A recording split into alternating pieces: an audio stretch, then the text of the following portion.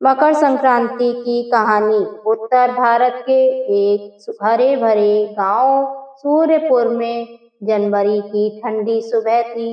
हल्की धुंध खेतों पर छाई हुई थी, लेकिन उगता हुआ सूरज अपनी सुनहरी किरणों से धरती को धीरे धीरे रोशन कर रहा था। आज का दिन गांव के लिए बहुत विशेष था। मकर संक्रांति घर घर में चहल पहल शुरू हो चुकी थी। चूल्हों पर गुड़ पिघल रहा था, तिल भुनने की खुशबू हवा में घुली हुई थी।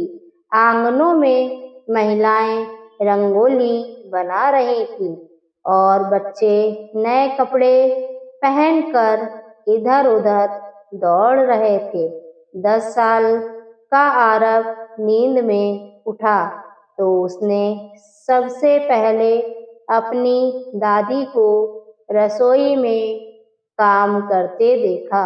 दादी तिल गुड़ के लड्डू और खिचड़ी बना रही थी।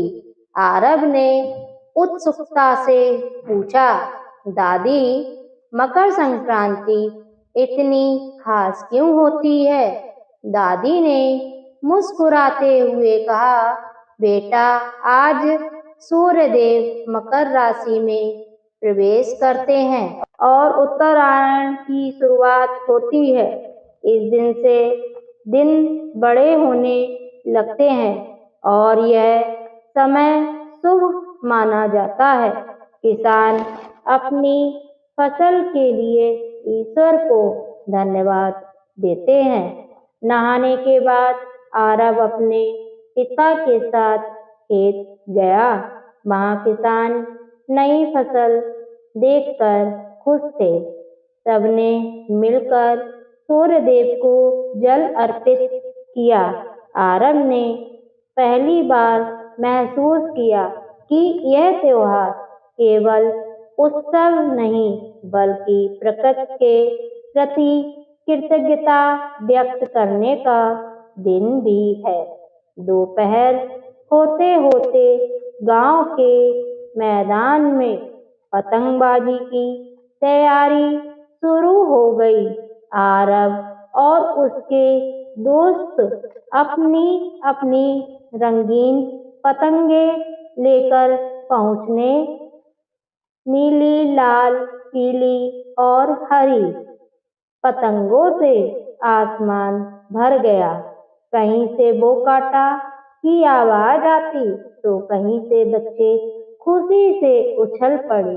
पतंग उड़ाते समय आरव की पतंग एक गरीब बच्चे की पतंग से उलझ गई।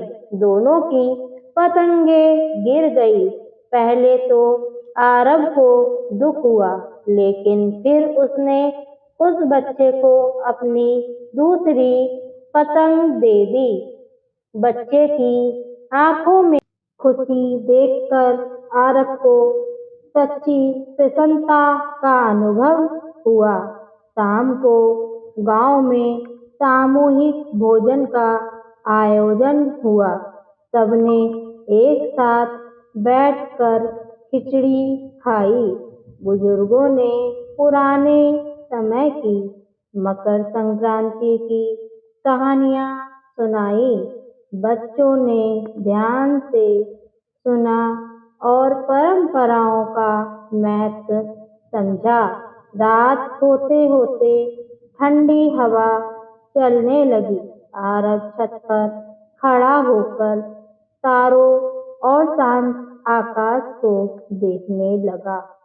उसने सोचा कि मकर संक्रांति सिर्फ पतंग उड़ाने या मिठाइयाँ खाने का त्योहार नहीं है, बल्कि यह मीठे शब्द, अच्छे कर्म और नए संकल्पों का पर्व है। सोने से पहले आरव ने मन ही मन संकल्प लिया कि वह हमेशा दूसरों की मदद करेगा और सभी से प्रेम और सम्मान से बात करेगा। उस रात आरव गहरी नींद से सो गया।